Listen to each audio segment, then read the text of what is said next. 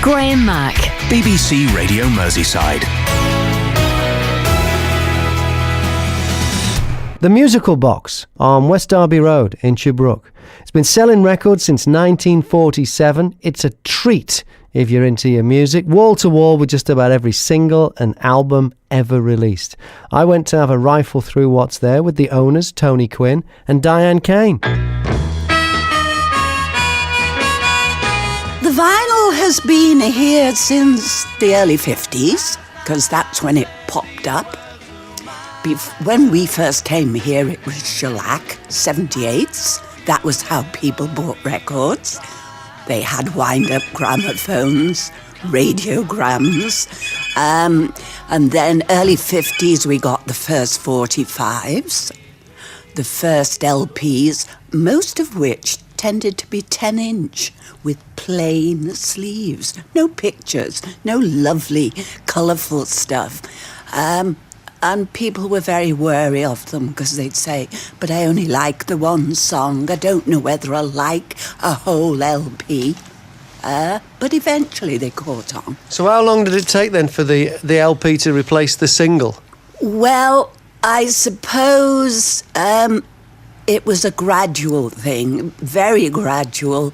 But once people realised they could buy an LP of a whole film soundtracks were one of the ways of getting through to people. You could go and see Oklahoma and buy the whole LP, every song, Carousel, The King and I, and so on. My parents had South Pacific. Oh, yes. I mean, they didn't have a lot of albums, and this is, you know, I'm looking at my parents' record collection, which would have been from the early 60s. Yes. And the singles were all things like the Beatles and the Searchers and the Swinging Blue Jeans, but the albums, that's the albums were musicals, yeah. Well, there were a lot of musicals because you liked every track. You didn't always like every track on an album by one singer.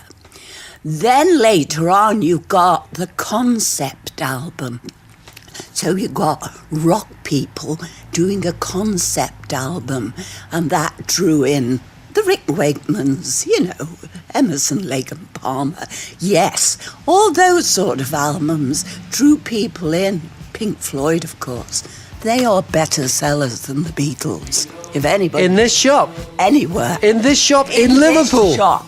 Pink Floyd, better sellers than the Beatles. Yeah. So tell me about the history of the shop. Has it always been here on West Derby Road in Chubrook? We've always been here. Came here in 51.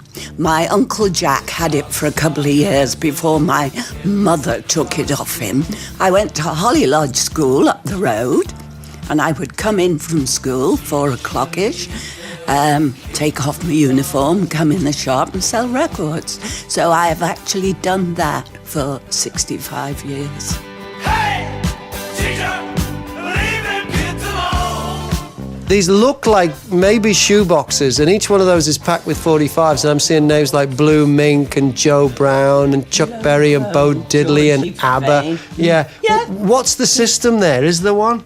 Well, no, you just put all the singles by the particular artist. But how do you find something? How do you know that Nazareth No, is... they're alphabetical. Are they alphabetical? It looks to me random from here, but I'm still... No, it's not. Right. No. It's, well, you've got... It's our system. Oh, is it? Yeah. The Kinks, Carole King, Casey and the Sun. I'm getting it now. Yeah. I'm getting there now. Yeah. People you've forgotten, probably. Yeah. Ronnie Lane, Jimmy Helms. Yeah, look at that. The Badfinger, Lettermen, Bad Company. Bob Lynn, Alex Harvey's band. They don't all sell. No. Because people who have jukeboxes buy them. Oh, do they? Yeah, but they like hit records generally. So we've got a lot of rubbish. but it's a lovely world, you know. Having done this all my life, I just love it. Tell me about the kind of people that come into the musical box these days, then. You said there was people who need to stock jukeboxes. They're fanatical. They just love music. A lot of them can't stop collecting. They'll buy something, take it home, and never open it, but they've got it. It's there.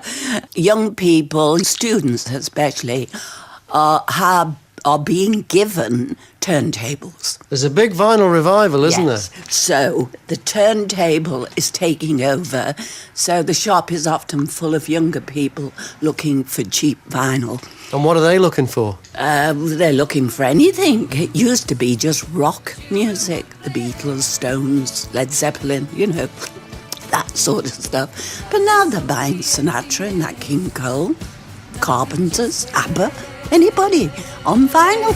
Knowing me, knowing you, there is nothing we can do. Knowing me, knowing you. Which is the album or the CD or the 45 that you're most proud of that you stock, that if somebody comes in you can say, yeah, we've got that? Heavens, I don't know, really. Maybe something hard to get? I suppose the most collectible one was the Led Zeppelin one that now fetches about £1,500. Which one's that one? But Tony sold our copy for about 25 quid. How long ago? A couple of years ago. Is that why Tony's hiding out the back? Yeah. He didn't want They're to all collectible albums. But It was 50 quid, and it was in the 90s. We thought it was worth that money. seems like a couple of years ago to me. This is an experience coming in. I haven't even spent any money. No, No. you don't have to. You can tell me about your medical conditions if you like, because people often do. I'm gonna give you my love. Want a whole lot of love. I always say it was because of me Lonnie Donegan became famous. Why is that? Because I was a jazz fan, used to go and see Chris Barber, and he, of course, had Lonnie playing the banjo. And they used to do this skiffle session, and they brought out a 10-inch LP. And on this was Rock Island Line by Lonnie. We used to get reps in those days. This particular rep, he seemed to take to me. But he'd say to me, who do you like? And I'd say, Lonnie Donegan, he's on Decca, you've got him. And he'd say, who's Lonnie Donegan? And so I'd play Rock Island Line off this LP, and I'd say, should issue that as a single. I even told Lonnie, I said, you need that coming out. And one Christmas, Decca issued a 78 of Lonnie Donegan, Rock Island Line, and it went straight up the chart. And that's the song that started the skiffle boom, and all of the Mersey beat groups and everything that followed on were all built on that. And when Lonnie was successful and came to the Empire, he invited us to the front of the queue and he signed all these lovely 10-inch Lonnie Donegan showcase LPs he had, which I sold. I've never even kept one. But I always say, because of me, Lonnie Donegan became a hit. Rock on the line, she's a mighty good road. Rock on the line, you road to ride it. Rock on the line, she's a mighty good road. And if you won't, ride, you got to ride it like you're trying to get your ticket at the station on a rock on the line. I love her. We've been talking about this BBC TV news where the news presenter, John Kay, introduced the wrong guest. He introduced him as a mountaineer, and I think he was an academic or something, but they dealt with it really well. But when have you had one of these embarrassing situations? It's a case of mistaken identity or something that got mixed up. Good morning, Ron in Netherton. How are you? Yeah, good morning, Graham. Yeah, I'm like many people, especially men. We've put our foot in it many times. Yeah. We have a habit of talking to our wives out windows and or in shops, and they walk away and leave you standing there looking absolutely an idiot. A number of years back, we were out shopping and we were looking in one of the windows in town, and there was some lovely dresses she was looking at, and I just suddenly said, "I'll tell you what, there was a lovely slinky dress in particular, and I said, tell you what, I'd love to see you in that." Unbeknown to me, my wife had walked away, and alongside me was a lovely little chubby lady who said, "You buy it for me, and I'll wear it." On the phone is my Auntie Hazel, who has always claimed she lives in Woolton, but I'm pretty sure it's Allerton. Where is it, Auntie Hazel? It's Allerton. It's Allerton, okay. Well, what was it? You were Woolton? Were you just social climbing there for a while? No, but as far as you're concerned, when you come round, we live in Woolton. Okay, fair enough. All right. Now, Norman lives in Woolton, and we live in Allerton. Uncle Norman lives in Woolton, right, okay. They're called Calderstones, if you want to be precise. Well, there you go. Now, we were talking about cases of mistaken identity. Did you know the one, your daughter, my cousin Victoria, did you know the one that my mother did to her? I forgot about that. Yes, that was quite funny. It was a film that was being made in Liverpool, and my daughter had a very small part in it. She was doing drama. Yeah. And she had a small part, and the scene was in Bold Street. Yeah. But your mother went shopping. Yeah. I was meeting your mother, and she was with your gran. Right. And your mum had come out of Central Station and walked up Bold Street, and a scene was going on. Yeah. And one of the McGough boys was playing Mrs. Thatcher. Right. And in the scene, there was a priest which had fallen over, and my daughter went to assist to help him up. She didn't have a speaking part. Yeah. But she was at school. Right. So she said, how old was she at the time then? How old was she? How old was Victoria? 15. Okay, yeah. And she went up and she assisted the actor to get up. Yeah. And your mother was watching what was going on, and she saw my daughter, and she thought it was real. And she went up to Victoria at the end of the scene, and she said, "Does your mother know you're here?" She said, "Yes." She said, "Why are you here? Why aren't you at school?" Oh, right. And she said, "Well, Auntie Al," she said, "I'm in a film." She said, "I don't care what film it is. You should be in school." Well, that's what my mum said to Victoria. She said, "I'm acting." She said, "Does your mother know you're here?" And she said, "Oh, yes, she does." And Olive thought it was real. You see. And, brilliant. Real. And I met up with Olive and I said, "Oh, yes," I said, she's got this acting part. And it was only very brief, but it was with Glenda Jackson, and she got a little photograph and things like that. Look at that. A case of mistaken. Oh, my mother wasn't aware of what was really going on. Well, no, not until I filled her in. Yeah. And she said, "Oh, I don't think you should let her off to do anything like that." But it was quite funny, and I said, did she sound convincing or look convincing? She said, "Yeah," because she said she fooled me. Well, there you go. That shows you how good an actress she is. Oh, yeah. There you are. Hazel, great to hear from you. But Happy New Year and welcome back, and it's very, very refreshing to hear you again on the radio. All right, thank you. Well, you're biased, though, so, yeah. But anyway, thank you very much, Auntie Hazel. Okay, and all the best to everybody at Radio Merseyside. All right, thank you. Cheers. Okay, is this real? Yes, it is real. Yeah. Oh, okay, then. All right, thank you. Something very special is about to happen. When I was about 6 years old, I discovered records and our old Echo radiogram in the living room in our house in Great Sankey. And it was my parents' record collection. And they had some stuff there that was okay, but didn't do it for me. They had Nat King Cole and Tony Bennett and Sammy Davis Jr. And they also had 3 records that I was into, but one of them was in another class. Those 3 records were I Want to Hold Your Hand by the Beatles, Needles and Pins by the Searchers, but the one that was my absolute favourite was this one from the Swingin' Blue Jeans. For goodness sake, I got the hippie shakes. Yeah, I got the shakes. I got the hippie shakes. Oh, I can't sit still with the hippie shakes. Yeah, I feel my fill now with the hippie shakes. Yeah, it's in the bag. Oh, the hippie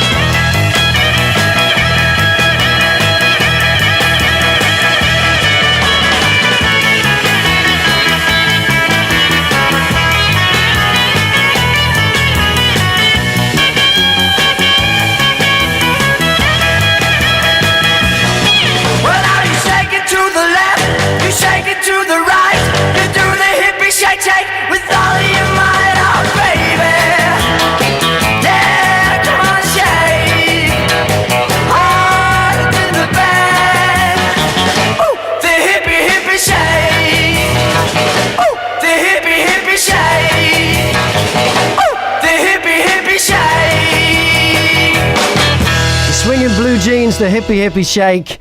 And here he is, the man himself, Ray Ennis. Thanks for coming in. It's just an honour to meet you. It's a pleasure to be here. After all these years, I mean, you've no idea.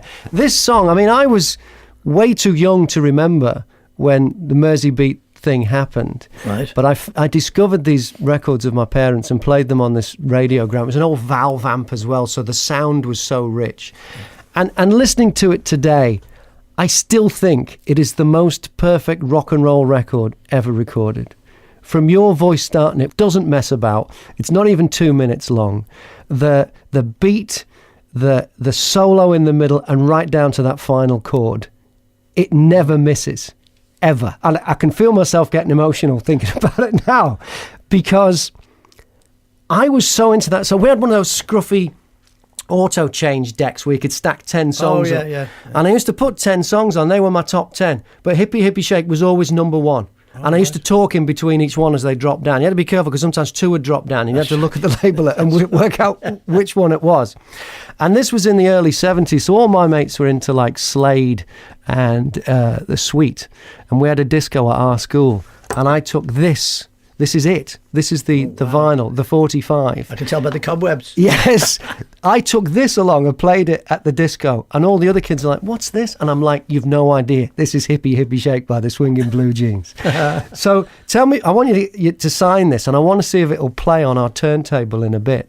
Right. But tell me about the history of the Swinging Blue Jeans first. We started at the Cavern as a skiffle group in 1957. So it's 60 years this year. Because then it was just a jazz club, and we used to go down there, as mates, and there was always a pregnant pause when the jazz band went to the pub, because he didn't sell alcohol in the Cavern then, Yeah. And of course, nothing happened. There was no records put on, anything like that, And the manager at the time was a guy called Ricky Ashen, and we said to them, we're a skiffle group, and Lonnie Donegan was getting quite big at the time. He was still with Chris Barber, but he was doing stuff as a skiffle group. We said, if we could, it's only 45 minutes, we can play and keep the music going and people dancing, He wasn't very keen, but he gave us a chance and we did it. And we sort of played every Sunday after that for quite a few years, And you were originally a skiffle band, like a lot of them. Well, yeah, all the bands, the Beatles included, all started off as a skiffle group. It was the cheapest way of playing music, basically. But weren't the Swinging Blue Jeans also a jazz band as well? What happened was we were never a jazz band as such. We were great jazz fans. Yeah. And what we did was we were a six-piece at one point. So we had, from the skiffle group, we had banjo, bass, string bass, big double bass, and drums, and a set of trumpet, clarinet and trombone on the front line. We had 3 guitars. Yeah. So we did all these classic jazz songs. Like Old Man Mo's. Old Man Mo's and the old Louis Armstrong one and that. And just did them in a different fashion, basically, Yeah, and that led on to pure rock and roll. Well, that didn't happen until we went to Star Club in Hamburg. Yeah, because the first trip didn't go well, did it? Well, no.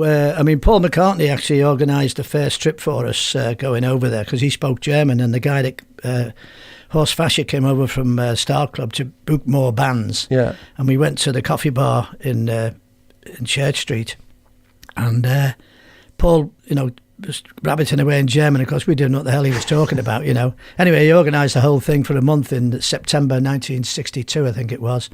And we went over with the same lineup. Yeah. And it was like a rock and roll factory, the Star Club. As one band was finishing, the curtains closed, and every band finished on Ray Charles' What I Say. Right. So the next band had to start on What I Say, so it was seamless going into the next act. So we could play What I Say, and then we went into our normal act, and we started playing Down by the Riverside, and all of a sudden all the crowd started whistling.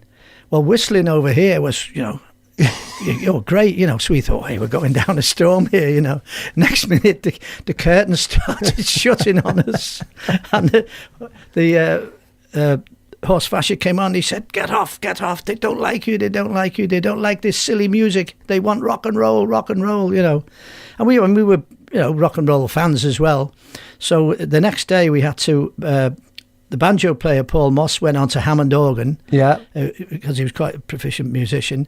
Les Braid borrowed Jackie Lomax's Out the Undertaker's bass guitar, and we just learned to practice a whole lot of Chuck Berry songs in the afternoon, and then went on at night and just played rock and roll from then on. Never looked back. Never looked back. That's how it all started. Yeah. So the song Hippie Hippie Shake, where did that come from? Well, we first heard that in the cavern. The Beatles used to play it in the cavern. Paul McCartney used to sing it, And Bob Woolard got hold of the original record by Shan Romero, who wrote the song. Bob was the DJ in the cavern. Bob was the DJ at the cavern then. We passed an audition with EMI on a song that I'd written called It's Too Late Now, which luckily enough we got in the top 30. We then recorded another song called It Isn't There by Clint Ballard, which was a cracking song, but it died a death. So we were looking frantically for a song, and Norman Culk, the drummer, then suggested Hippie Hippie Shake. Well, we'd never played it at all.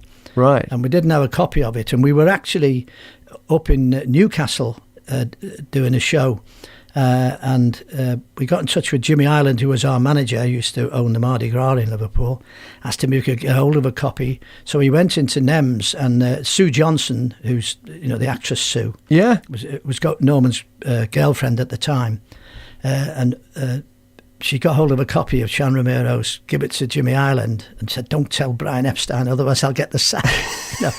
Jimmy drove up to Newcastle, gave us the record. We rehearsed it in the Whiskey A Go-Go in Newcastle, then went on up to Scotland, to Glasgow, to do a show, and that was the first night we'd ever played it. Yeah. And we were doing, just doing the show, and it was going down fine, and then we just stuck Hippie Hippie Shake in, and all the girls started screaming. And we'd never had girls screaming at us before in our lives. We thought, this has got to be a cracking record, this, So we went down to London to EMI.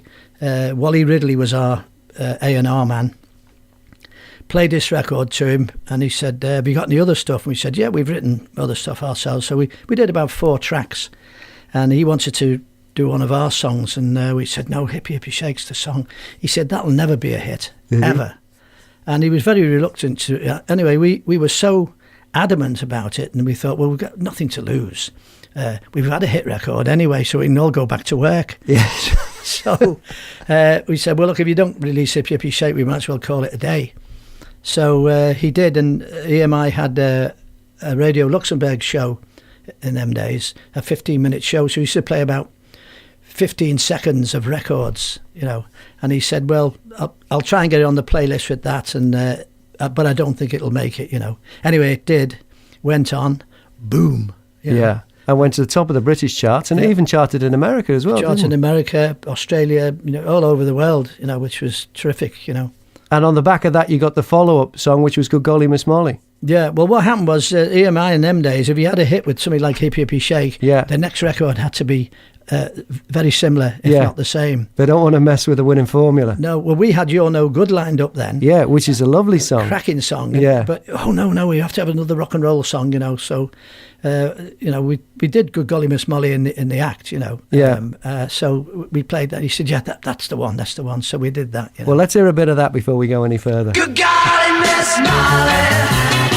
yeah, you sure like the ball. Oh, good golly, Miss Molly, yeah, you sure like the ball. When you're shaking and shouting, can you hear your mama call? Oh, from the early, early morning to the early, early night, when I come, Miss Molly rocking at the house of blue lights. Ooh, good golly, Miss Molly, yeah, you sure like the ball.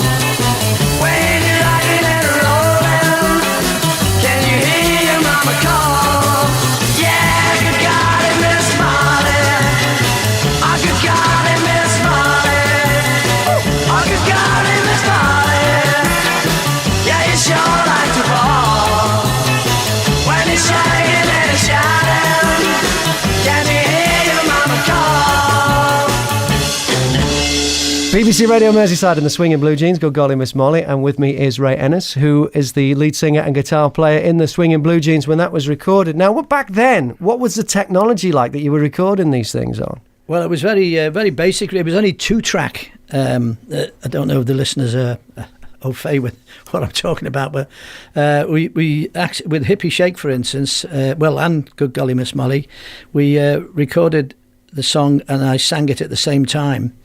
And then we had another track left over then where we could double track the voices to fatten them out. Yeah, so you just sang it in unison with your own voice. It wasn't a harmony thing. No, we didn't do a harmony. We just sang it in unison, which, Well, like on Hippie Hippie Shake, the solo in the middle sounds like there's 2 guitars on there. Is there only the one? No, there's only the one because he's playing, it's all on 2 strings. Yeah. It's not single string solo. In fact, Ralph Ellis, who played the solo, the initial solo on Sean Romero's disc was similar to that, and he used that as a basis, and he embellished it into a really classic guitar solo. To me, it should be up there with absolutely all these ones they're putting out on CD now. How did you feel in the 80s when the song was released again for the movie Cocktail, but it wasn't your version? No. Well, what happened was the EMI apparently wanted too much money. Oh, I see. From off Warner Brothers, but Warner Brothers also had this other band whose name escapes me at the moment. The Georgia Satellites? Georgia Satellites. Yeah. Well, they were recording for Warner Brothers, and of course Warner Brothers did the film. Yeah. So what they did, they actually used our version on the trailers that they put on TV and radio. Yeah. But in the film, they used Georgia Satellite. And I actually had to listen to it a couple of times because it was so close. It's so close. Even the solo's close. Yeah. They've nicked the arrangement totally, lifted it. Yeah, there's just a couple of things vocally that I knew it wasn't me. Yeah. And then the solo wasn't actually spot on. But it was so close. It was a very good version. Yeah. I mean, a lot of people have recorded the song over the years, but Swinging Blue Jeans are the only act to have a hit with it. Yes, I think there's about 10 or 15 versions of it out. Yeah. So Swinging Blue Jeans continued through the 70s and the 80s. And you've got to remember, so this is the 70s, and this is my favourite record. Swinging Blue Jeans are my favourite band. I've never even seen you. I don't even know what you look like. And then one night, I'm staying with my aunty in Lytham St Anne's. And my cousin, I'm in his bedroom, we're on bunk beds, and he's got a TV, a black and white TV an old black and white telly in the bedroom, and the Wheel Tappers and Shunters comes on. Yeah. And it's the Swinging Blue Jeans and Hippie Hippie Shake. And he's like, what's this? And I'm like, what's this? This is the Swinging Blue Jeans. I couldn't believe it. So that must have, was it the cabaret circuit that you were on? Well, yeah, eventually all the bands had to go on the, especially the 60s bands, because we sort of went out of fashion for a few years, which also gave us the opportunity to tour other countries in the world, which we hadn't been to before. Yeah. So it did us a favour in a way, but we all did the, chicken in the basket circus, as we call it, Right. Yeah. But and what are you up to these days? Well, I retired in 1970, but I still keep my toe in the water. I do lots of charity shows, and I do I do television over in Scandinavia and Germany and places like that. So what do you got coming up? Well, I'm going over to Denmark in about 5 weeks' time, doing television over there. Then, they've found out I'm still alive. Are you doing anything with the 60th anniversary of the Cavern? Well, they asked me earlier on. They did something in January, I think it was. Anyway, whenever the date was, I was away, so I couldn't do it. Yeah. But we're trying to have a word with the Cavern and get the band that I'm with now, the band I use at the moment, to do our 60th anniversary at the Cavern. Wow. And, donate the money to charity and hope we get millions of people in, That'd be brilliant. Right, yeah. It's an honour to meet you. And I've got the old 45, which officially, it isn't actually mine, it's my parents'. I've stolen it, really. I'm going round to see my mum tomorrow night. I hope she doesn't want it back. Especially as I've given you, there's a gold pen there. If you could sign the label on there, that'd be terrific. And then once you've signed it, I've got a record player here in the studio. I want to see if this original pressing from 1963, I want to see if it will still play. I'm sure it will. Well, It looks in very good condition, actually. Well, the ones back then, they were solid. They weren't like the 1970s and 80s vinyl singles. Is that bitter or lager stains on that? I don't know what's on there. It's even got a bit of a rip on it as well, hasn't it? Which I think gives it character. But it's always had that rip on it as long as I can remember. No, it's terrific there. So I want to see if it'll play on it. Yeah, they must have made them out of something more solid than they made. They were really thin in the 70s and 80s records, but the 60s ones were solid. Well, they are. You could kill someone with that. It is. So if you just scribe your name on there, and I've got something to treasure forever, and I'll see if I can get it to play.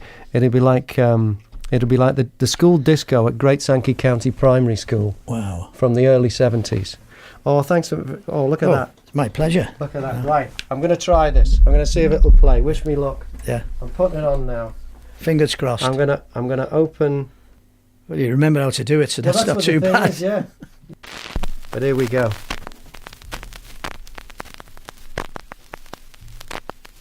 For goodness sake, I got the hippie shakes. Yeah, I got the shakes. I got the hippie shakes. Oh, I can't sit still with the hippie shakes. Yeah, I feel now with the hippie shakes. Yeah, it's in the bag. Oh, the hippie shake. Well, now you shake it to the left, you shake it to the right, you do the hippie shake with all of your might, oh baby. Yeah, come on and shake. Oh, it's in the bag. Oh, the hippie shake.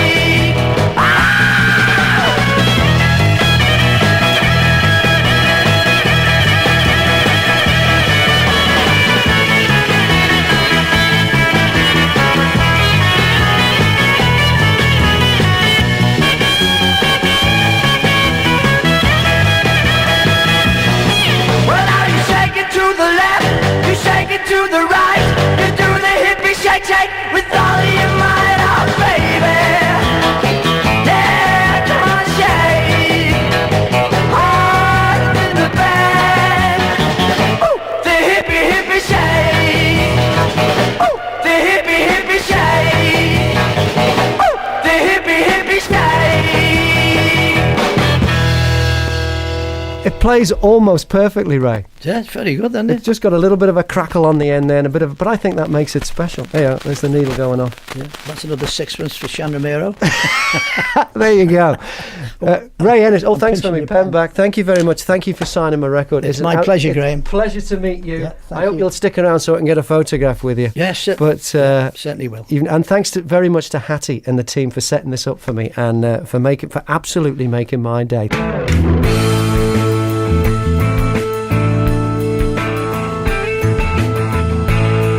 This year is set to be a special year for Liverpool. There'll be loads of events across the city to mark 50 years since the summer of 1967, the summer of love. Roger McGough was at the centre of the swinging 60s scene in Liverpool. He was the co-author of one of the most enduring collections of poems, the Mersey Sound, which was published in 67. I'm delighted to say that Roger McGough joins me now. Welcome back to Radio Merseyside, Roger. Hello, Graham. Great to be back here. Great. The Mersey Sound, it sold over 500,000 copies. What made it so special? It was the timing, really, wasn't it? And I think, and the poems and everything else, and three handsome chaps on the cover. I think it was that sort of generation of poets and artists who didn't do national service, who went to university in art colleges and that sort of stuff, and gave voice to a new generation, really. Poetry, you know what I mean, had often been seen as something that, you had to be very, very clever and intelligent, and all the poetry books seemed to have come out of London and Oxbridge and so forth. And I think we just sort of gave voice to the people, really. Poems for our friends and relatives and people out there. You know, Liverpool is, it's very much sort of, I'll tell you, people will come and listen and you can try things out and, they supported it. That was great. Yeah, well, they did come and listen. Brian Patton, Adrian Henry and yourself were performance poets in Liverpool. Tell me about some of the places you played. We played in places like Samson and Barlow's. All these places no longer exist now. You know, Samson and Barlow's, London Road. Brian used to play called the Green Moose. I never played there.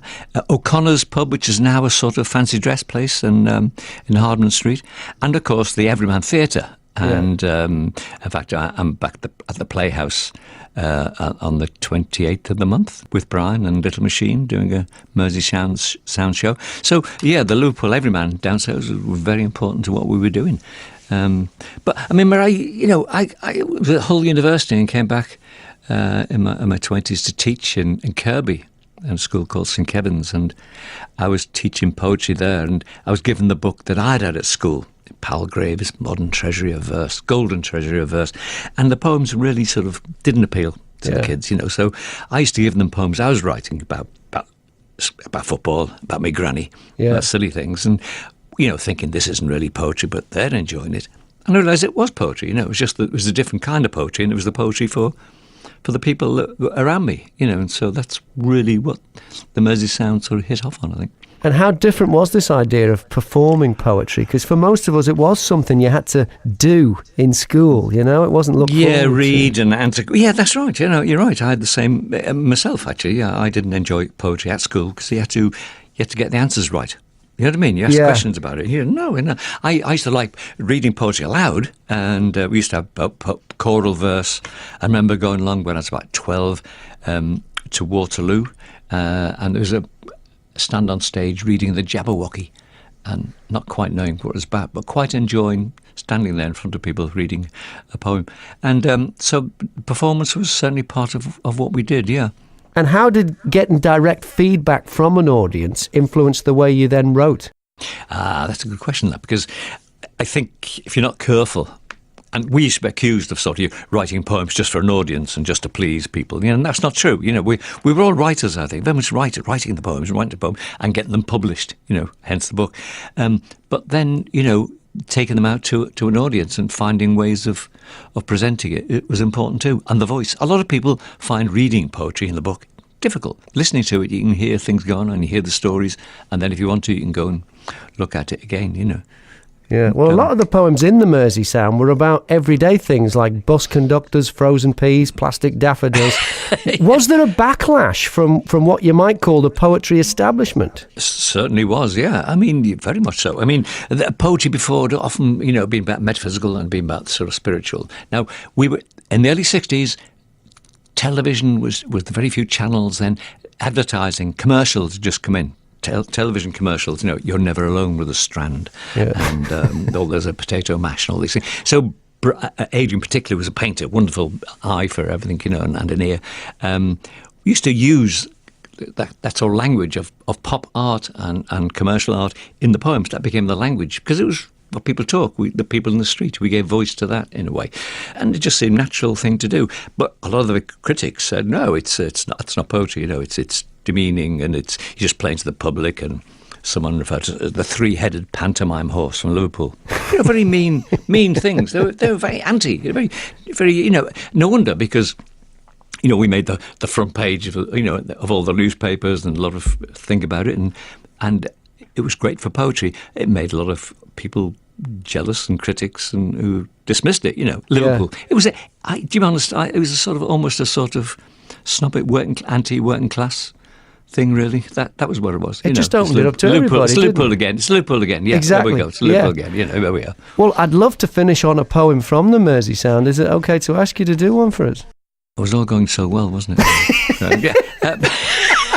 Look, I'll be a short one. Look, all right. Here's one to open on page 86, and this is called M66. So the new motorway being built in 1966, the motorway is built. It's a poem called M66. Things don't change, really. The politicians who are buying huge cars with hobnailed wheels the size of merry-go-rounds have a new plan.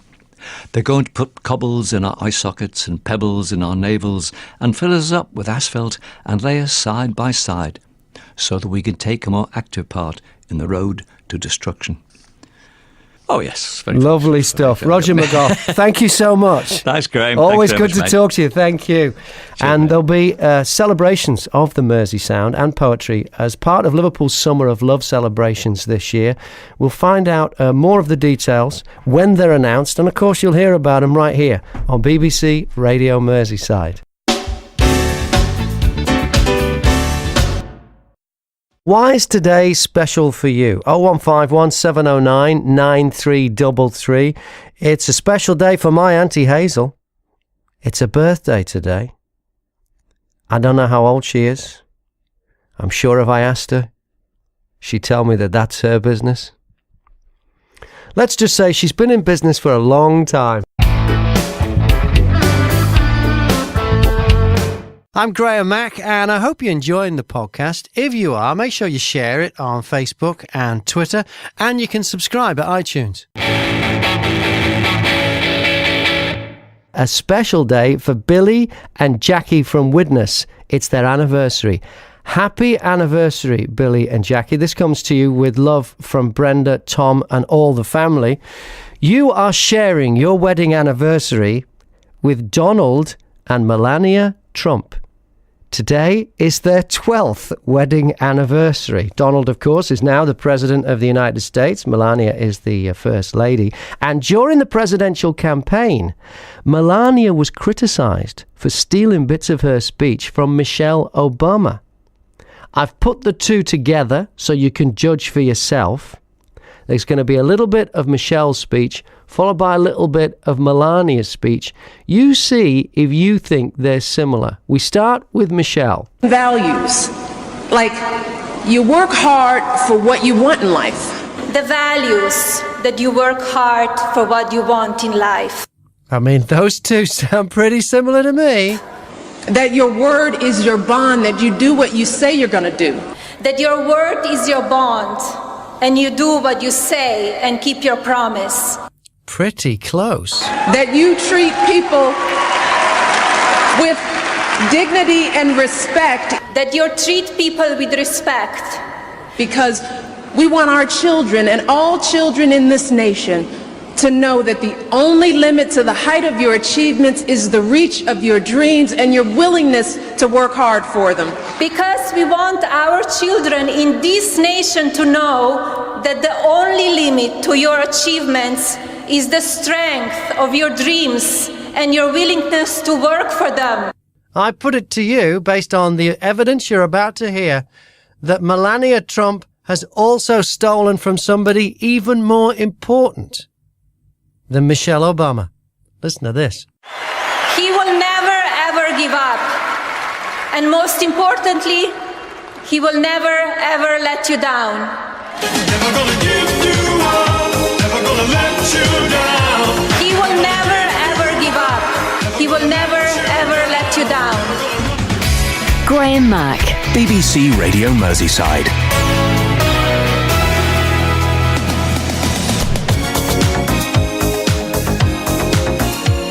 I'm Graham Mack, talking about when the message has gone to the wrong person. Now, Herbert and Weaverham, good morning, how are you? Not so bad, not bad for 96. You're 96 years old? Yeah. That's fantastic, well done, mate. Yeah, well, I was 80, yeah. And I got a phone call from what was the Labour Exchange then. Yeah. And they said, is it Mr. Dean? I said, yes. I said, we're very annoyed with you. He said, we've sent you 4 letters. You've not replied to one of them. Well, we found your job on a building site, he said, as a labourer. He said, you better attend this one, else we're going to take proceedings against you. I said, thanks very much. I said, can I fetch my guide dog? Did you? Is that what you said to him? Yeah.